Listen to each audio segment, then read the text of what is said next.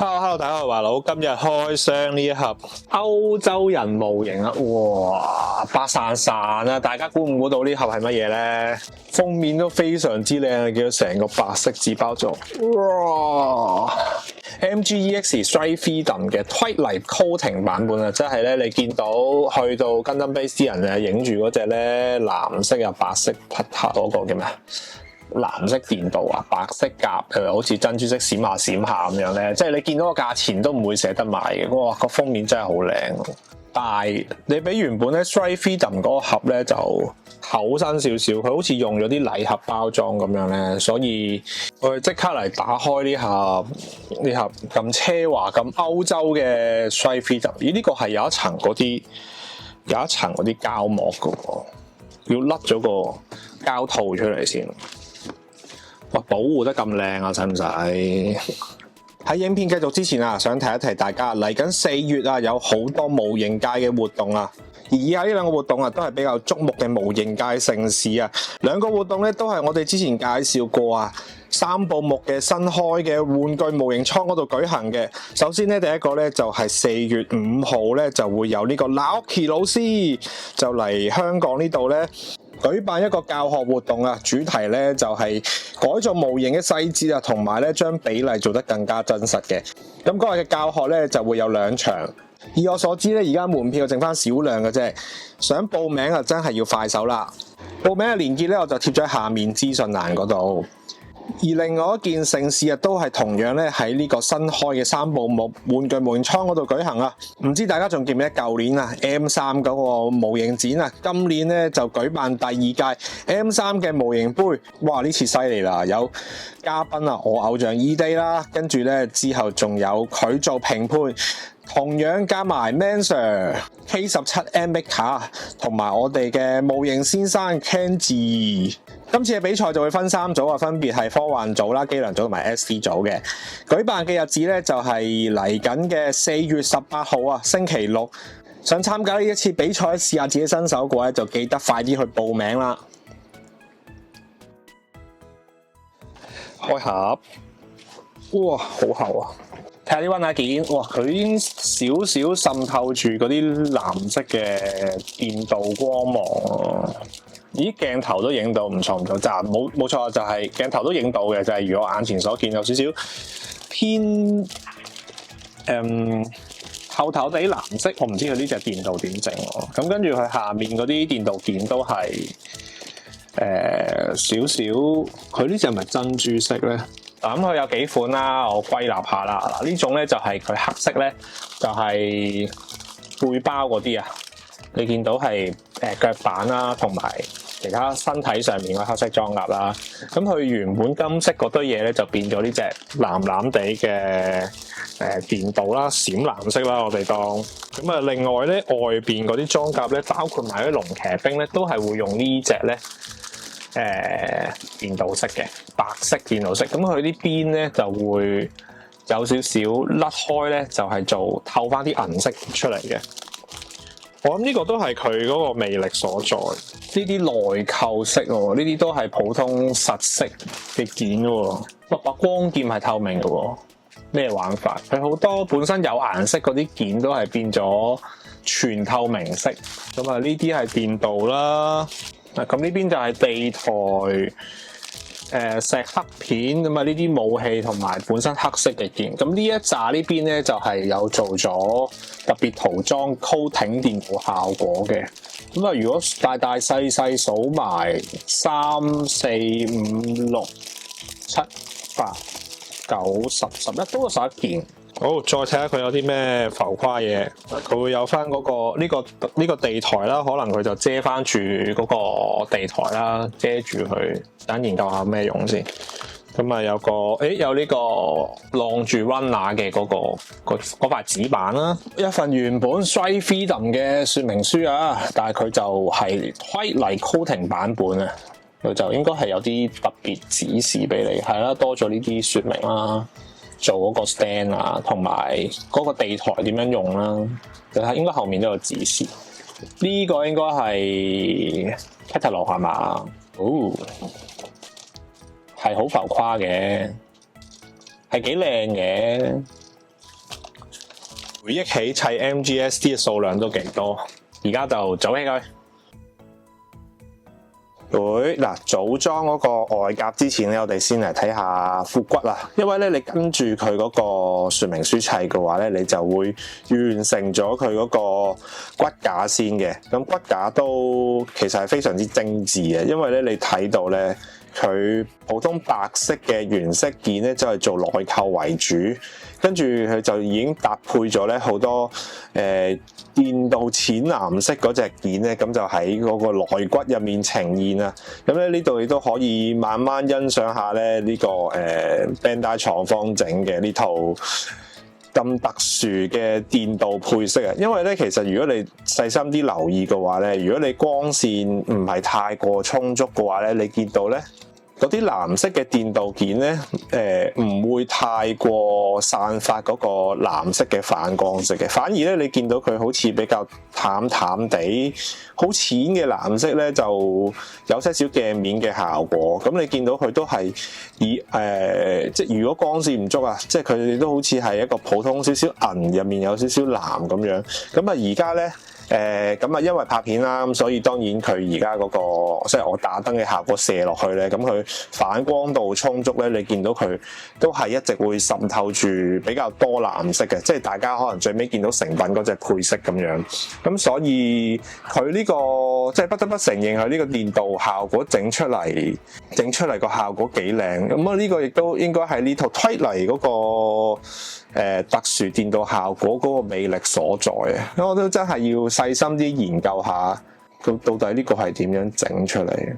咁啊好啦，呢個骨架我哋鑑賞完之後咧，咁啊再去下一步，我哋就上嗰套外甲，會完成咗呢隻 SF 啊嘅推力版啊 MGEX。完成咗之後，第一印象睇落都真係幾震撼噶。戴翻個頭盔先啊 ！MGEX 呢隻 SF 咧都唔係新嘢㗎啦，所以咧就唔會同大家遊走去嗰啲可動連動啊，成個外形設計嗰啲啦，直接咧就嚟睇呢隻主體啊推力版本嘅嗰個主打項目就梗係佢嗰個 coating 啦。我自己最中意嘅咧就係佢嗰啲藍色，佢電鍍藍色咧都係有佢個相當之奧妙之處嘅，即係咧大家而家睇到呢隻咧咁樣用呢個燈光照射之下咧，見到佢藍藍地色啊嘛。咁咧我嘗試咧就拉後呢個鏡頭啊，好啦，咁樣咧而家咧拉後咗個鏡頭啦，然之後咧我就將佢拉前咧，嗱背咗光啦嘛，背咗光咧，你見唔見到咧？呢啲位咧原本都係電鍍噶嘛，嗱呢啲位都係電鍍色噶嘛，呢啲啦土瓷炮嗰啲位啦，係嘛？有嗱呢個裝甲好明顯啦，見到呢度，你本身咧見到佢係有啲偏藍嘅，即係佢冇呢個燈光直接照射之下咧，佢係打翻隻銀色出嚟嘅。即係如果你燈光弱啊，又或者唔係咁反射面嗰個咁多嘅話咧，即係直接光打落去嘅話咧，其實佢係會嗰個藍色嗰個電鍍面咧係呈現咗第二隻顏色嘅。咁我唔知呢個算唔算係偏光技術啦，定係佢係第二個物料即係塗裝上去嘅技術？即係我就唔敢喺呢方面做專家，因為我深信咧呢套電鍍件咧。即係呢隻推力版咧，嗰個最值錢咧就係佢呢啲電鍍式嘅塗裝啊。咁啊，另外再睇下啲配件啦。嗱，咁佢嗰個電池盾牌啦，好似淡色咗喎，感覺上。咁佢俾把光劍你咧都係透明版嘅，非常之含蓄啊，我中意。咁咧另外咧你就見到佢呢個地台啦，佢呢個地台 Action Base 跟埋俾你咧，佢係另外咧抵死到咧。特登俾咗塊膠板你嘅呢度，咁咧你就可以遮蓋住咧原本嗰個 Action Base 嗰啲紋路啊，咁咧你就變咗一套好清水、好簡潔、好有 style、好有韻味嘅呢套咁高級嘅頂流級啊，真係非常之MG 界嘅天花板啊！翻去正題啊，咁我哋再細論下呢隻電鍍版本啦。你見到佢咧，嗱呢個原本黑色嗰啲表面咧，佢就用翻普通白色去呈現啦，即係呢度冇任何反光，同埋佢唔係，即係佢係比較嗰啲半光澤嘅狀態嘅，咁有啲似 KBS 嗰啲膠啦。嗱，例如膝頭哥啲黑色位，佢都係用翻一個實色嘅膠嘅配色啦。咁咧，佢外夾咧白色嗰啲咧，就好多都做咗電鍍嗰隻白色嘅。嗱，咁我哋以呢個膊頭咧就為例啦。你見到佢咧喺嗰啲邊緣位咧，你會見到有少少甩色嘅表現嘅。咁佢就係、感覺咧就係佢噴咗一層電鍍嘅銀色打底啦，然之後面咧就噴一個白色就冚翻住，最尾仲有一層我唔肯定呢個白色係咪珍珠色啊，定係佢噴完白色好稀，校到好稀咧，就噴到咧有呢啲邊甩出嚟。即係如果你大家噴油咧噴過咧都知咧，你噴太稀嘅話咧，佢會流開，即係佢會喺嗰個裝甲嗰個表面咧就散開噶嘛，即係佢會流向低處。咁比較高嗰啲位咧，或者係尖嗰啲位咧，佢就着唔到色啊。白色電鍍咧都做咗呢種處理嘅，你見到呢啲都比較多啊。喺呢啲位咧，成隻 MGSC 咧本身啊推出嗰陣時候咧，都做咗啲隱藏式水口嘅設計，所以你見到成隻嘢咧，大概睇落去咧，超過 90% 咧都係唔係太見到啲明顯嘅水口位嘅。咁你可以如果睇放大啲啦，你見到真係要捉啊！咁你見到呢啲有啲水口位啦，比較明顯啦。咁有少少，即係你就算剪佢啲隱藏色都會崩咗出嚟。呢個有啲啦，呢個都明顯啦。咁同埋腳呢啲裝甲啦，呢啲控啦，咁佢嗰個水口唔係隱藏色嘅，佢就喺上面咧就積咗啲油。咁所以咧佢最後沿住嗰條水口嘅邊咧乾咗咧，你見到呢個位咧都係有個控喺度。略略係咁以講下啲優點缺點啦，咁啊〜或者叫做我中意嘅嘢啦，咁當然係佢個電鍍配色啦，非常之靚啦。就咁樣擺出嚟咧，都非常之裝潢。咁如果各位對自己或者對成個成品有啲要求嘅話，都可以再加佢原本附送嗰張水貼嘅。但係我又覺得可以唔使嘅，因為佢本身都係一個好靚嘅藝術品。至於咧嗰個缺點，當然係佢偏貴啦，而且難買啦。去到呢啲咁高價錢嘅商品咧，佢都最後嘅某啲水口位咧都係爭少少嘅，啲水口都係會有啲控喺度啦。雖然唔多啊，真係唔多，你就咁見到咧，我咁樣拍出嚟都唔係話非常之勁嘅水口。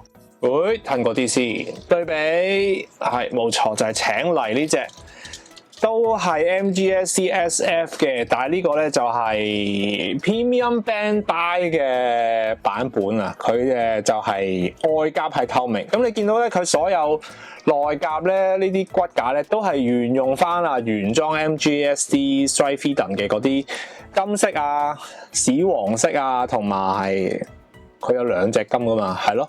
咁你見到佢就好含蓄咁樣表現咧，佢內在嗰啲骨架啦。咁所以最後咧，結果整出嚟咧，就見到係一個黑金色比較重嘅一隻 Strike Freedom，咁睇落都幾靚嘅。咁不過咧，真係自己我自己純粹個人喜好啊。相對豬肉座前咧對比之下咧，呢隻推泥版真係靚好多。有人話咧可以將呢套透明甲裝過去啦，咁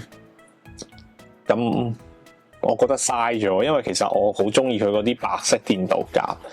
咁呢隻有呢隻嘅靚嘅透明版咧，而且咧喺 Premium Bandai 賣嗰個價錢咧，亦都唔算話好貴。咁我覺得都抵玩嘅。咁啊可以做其他挑戰啦。呢個透明版本可能你可以噴底色啊，又或者做嗰啲 Metallic Core 啊、Plating 嗰啲做法啦，係咪？咁啊今日同大家開箱呢隻 Strike Freedom 啦，順便睇埋隻Premium Bandai 嘅透明版本啦。